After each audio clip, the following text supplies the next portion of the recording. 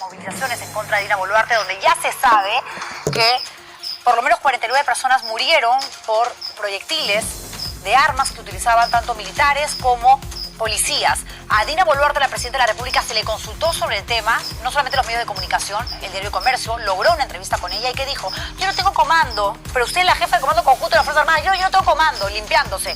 Bueno, resulta que el jefe del Comando Conjunto de las Fuerzas Armadas no solamente suscribe que claro que tiene comando, obvio, lo manda la Constitución, sino que además ella estaba enterada de todo, que él incluso fue a Palacio de Gobierno cuando ya habían muertos en Ayacucho a decir lo que estaba pasando. Y fíjense ustedes, aquí está su declaración también, pero les voy a hacer un resumen cronológico para que entiendan perfectamente la gravedad de los hechos y para que además entiendan por qué este documento, esta manifestación del general Gómez de la Torre es tan trascendental en el marco de las investigaciones que esperemos que estén avanzando como tiene que suceder con respecto a estas vidas perdidas. A ver, el 13 de junio, el fiscal Wilber Salazar Sánchez, del área especializada de enriquecimiento ilícito y denuncias constitucionales de la Fiscalía de la Nación, le toma declaración al jefe del Comando Conjunto de las Fuerzas Armadas, al general del Ejército Manuel Gómez de la Torre. El testimonio de este general era importantísimo. El primer ministro Alberto Tarola, en su declaración en Fiscalía el 16 de febrero pasado, antes de que vaya Gómez de la Torre, dijo que los planes operativos correspondían al jefe del Comando Conjunto de las Fuerzas Armadas. En la declaración de Alberto Tarola, que publicó este programa en exclusiva, dice: debo señalar que en la parte operativa no brindé ninguna instrucción porque no corresponde a las funciones del ministro de Defensa. Él había sido ministro de Defensa y aquí fuimos los primeros en alzar la voz a decir: pero ¿cómo lo premian? Por más de que no se haya enterado, por responsabilidad activa, por haber dado una indicación o por omisión, no puede el exministro de Defensa recibir el premio mayor de llegar a la presidencia del Consejo de Ministros. Pero eso es lo que hizo la presidenta de la República, Dina Boluarte. Venga, Otaro, no le importan los muertos. Tenga usted el premiarato. Bravo, que vengan las palmas, prensa incluida, en fin. Dice: debo señalar que dichas instrucciones y directrices correspondían ser impartidas por el jefe del Comando Conjunto en apoyo a la Policía Nacional. Responde Otárola. La presidenta Dina Boluarte, el 6 de junio, una semana antes de que brinde sus declaraciones también en el Ministerio Público, Gómez de la Torre, dijo que la presidenta de ninguna manera tomó contacto con las Fuerzas Armadas o la Policía Nacional para los planes operativos. De ninguna manera, dijo. Debo precisar que las funciones como jefa suprema de las Fuerzas Armadas y Policía Nacional las ejerzo conforme a la Ley Orgánica del Poder Ejecutivo. Otárola también dijo en su declaración que le envió un WhatsApp a Gómez de la Torre diciéndole que la prioridad es la vida de las personas. ¿Ok? Pero cuando le preguntan a Gómez de la Torre sobre algún mensaje o directiva de Alberto Tarola, no hace ninguna alusión al WhatsApp.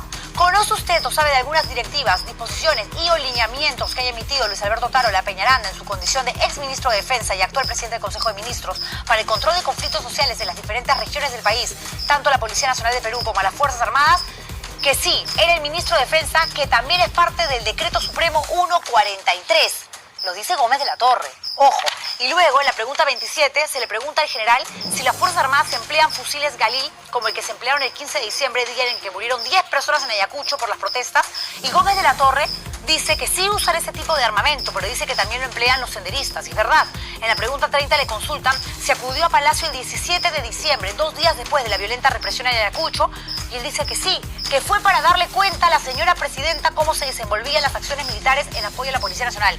Ya se habían registrado muertos en Ayacucho, se pudo haber evitado la muerte de los de Puno. Claro que sí, pero aquí continuamos con sus declaraciones. Si usted acudió a Palacio de Gobierno, de ser así, ¿qué temas trataron?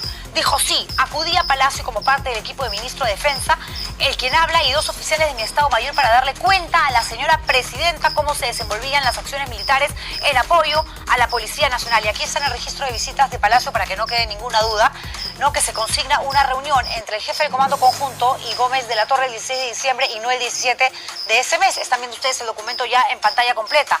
Gómez de la Torre aparece en una conferencia de prensa el 17 de diciembre en Palacio junto con los ministros y la presidenta Dina Boluarte.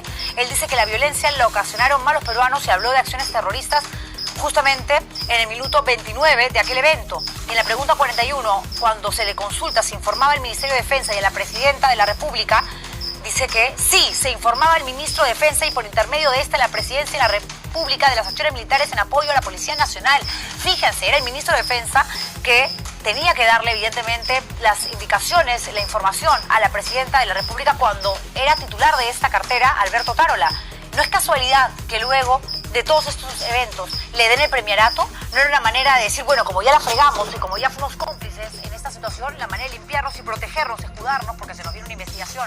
De todas maneras, están apareciendo las historias médicas, están apareciendo los certificados médicos, están apareciendo los certificados de necropsia. Ya, ok, tiene premierato. Y ahí están, ahí están. ¿Quién gobierna? Dina Boluarte. Dina Boluarte está haciendo las cosas, está accionando de una manera tan torpe que ni siquiera tendría 7 meses en Palacio, por más de que tiene el Congreso comiendo de su mano, o el Congreso comiendo de su mano a el Ejecutivo. Yo a esas alturas sé que están asociados, que se aman con locura y pasión, que están teniendo un break porque ha aparecido el fujimorismo queriendo seducir al Parlamento diciendo, véngase acá, véngase con Keiko, ¿ah? China, China, China, China.